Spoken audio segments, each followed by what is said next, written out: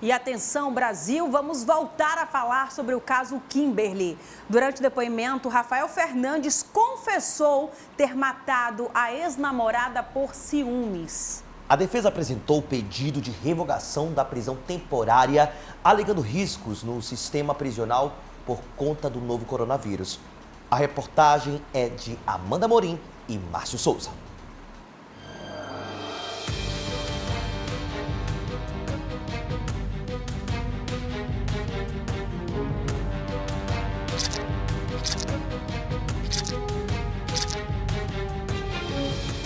Foram 4 dias tentando escapar da polícia do Amazonas e de Roraima. Mas o plano de chegar à Venezuela foi interrompido depois que Rafael foi localizado em uma cabana no município de Pacaraima, cidade que faz fronteira com o país vizinho. O servidor público pagou venezuelanos para fazer a segurança dele e por pouco não foi morto.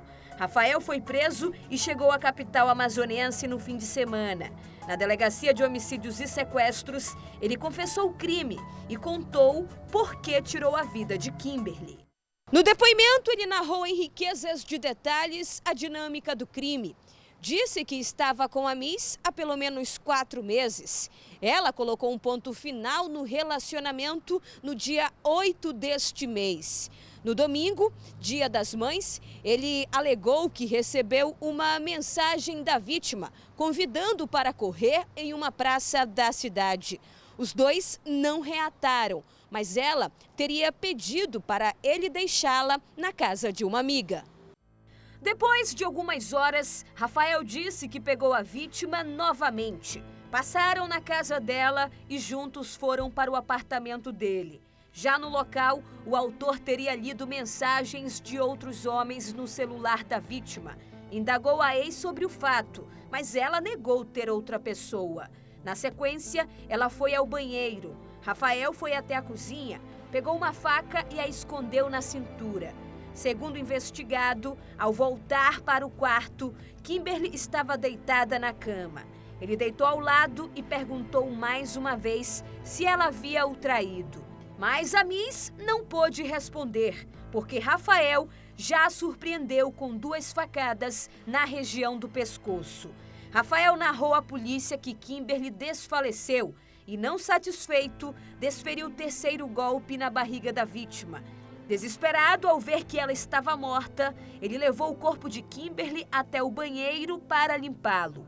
O intuito, segundo o depoimento, era tirar a vítima do apartamento. Mas quando percebeu que não conseguiria, desistiu. Rafael então cobriu a vítima com um lençol. Em seguida ligou para o pai, confessando o delito. O pai pediu para que ele se entregasse. Entretanto, Rafael fugiu. Avisou o pai dele que de fato ele havia cometido um homicídio. O pai dele orientou ele a se entregar e ele não obedeceu ao pai, né? Ele resolveu fugir.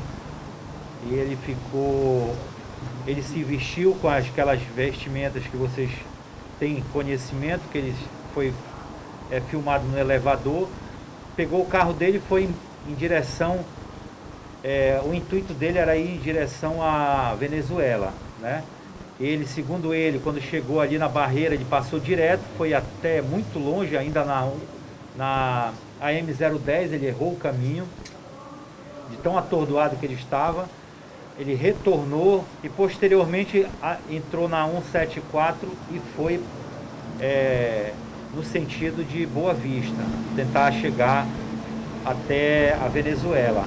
Rafael disse que levou meia hora para deixar o apartamento. Trocou de roupa, pegou o carro na garagem e abasteceu o veículo em um posto de combustíveis ainda em Manaus. Estava tão nervoso que errou o caminho. Foi nesse momento que ele jogou o telefone de Kimberly na estrada AM010, uma prova que seria essencial para as investigações. Já na rodovia BR-174, que liga Manaus a Boa Vista, ele sofreu um acidente de trânsito, mas não teve lesões graves. A defesa mencionou que Rafael está arrependido. Ouvimos todo o depoimento, em momento algum ele nega. Eu confesso, né?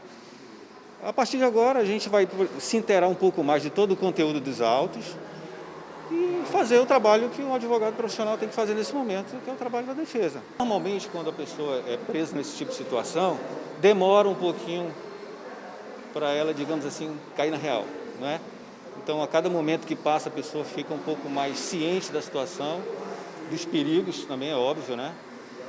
Da responsabilidade, ele demonstra arrependimento, óbvio, ele sabe da gravidade do que fez, se arrepende, falou isso abertamente para as autoridades policiais, mas agora ele tem que responder por isso. O pedido de revogação da prisão temporária para que ele responda pelo processo da morte de Kimberly em liberdade foi apresentado. Segundo os advogados do investigado, não há indícios de risco à ordem pública. Um dos argumentos da defesa é que Rafael já prestou as declarações sobre o crime perante a autoridade policial, onde o mesmo confessou a autoria do delito, colaborando assim com as investigações. Os advogados também destacam o atual cenário da pandemia do novo coronavírus. Ressaltam o perigo de contágio no sistema prisional do Estado, tendo em vista os fatores de aglomeração de pessoas e a insalubridade dessas unidades. Além disso, a defesa questiona a instabilidade do sistema prisional do Amazonas, em razão das diversas rebeliões ocorridas desde 2017. Ainda segundo a defesa, como o caso ganhou grande repercussão na mídia, já existem ameaças de morte contra Rafael e, por isso, solicitou que, caso não seja posto em liberdade, o investigado seja preso em uma cela diferente, sem contato com detentos de alta periculosidade. A defesa recomenda ainda a realização de perícia psicológica e psiquiátrica, visto que o mesmo já havia solicitado atendimento no tribunal onde é lotado, mas não obteve êxito em razão do cenário de pandemia. A defesa finaliza indicando alternativamente a adoção de medidas cautelares, como o uso de tornozeleira eletrônica, o comparecimento periódico ao juízo, a proibição de acesso a determinados locais e o recolhimento domiciliar no período noturno. O réu confesso foi transferido para uma unidade prisional. A prisão temporária tem um prazo de 30 dias e pode ser prorrogada.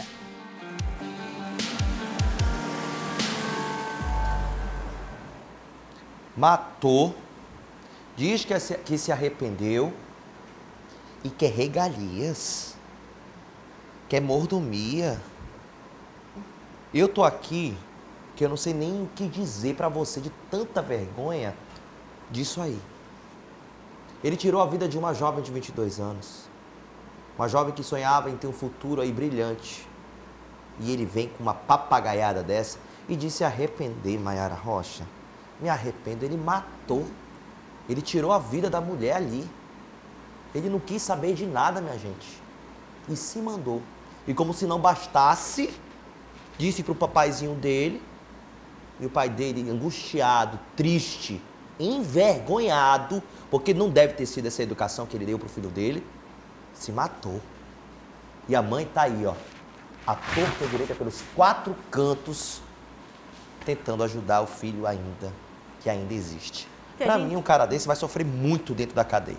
2 famílias se acabaram nessa história, minha gente, por conta de ciúmes. Ciúmes dá e passa. Se deixou levar pela emoção. Acredito que ele esteja arrependido porque ele viu que a bronca dele é muito alta, é perante a lei. Só que agora, Rafael Fernandes, já era. É tarde demais.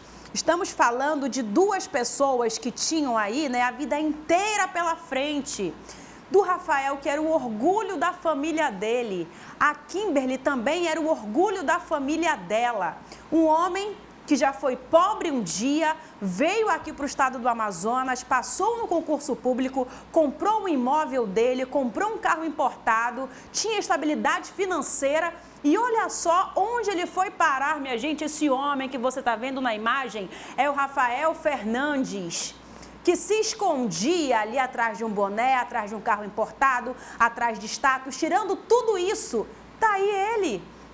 cidadão, não é nem um cidadão, criminoso entrando na delegacia, destruiu tudo que ele tinha pela frente, tudo isso. A ideia dele era ser transferido para o estado de São Paulo para ficar bem próximo à família, mas não foi isso que aconteceu, foi para trás das grades e agora vai pagar por esse crime que cometeu. Esse é o momento que você acompanha, amigo telespectador, que foi quando ele chegou de Roraima, que a polícia foi até lá e tirou ele de dentro de um casebre. Ele estava aí por mais de 4 dias, como você viu aí na reportagem da Amanda Morim. Aí, ó, esse é o lugar que ele estava. Ainda envolveu mais 2 pessoas ali em Pacaraima. Agora a gente continua acompanhando e continua te informando sobre esse caso, essas atualizações.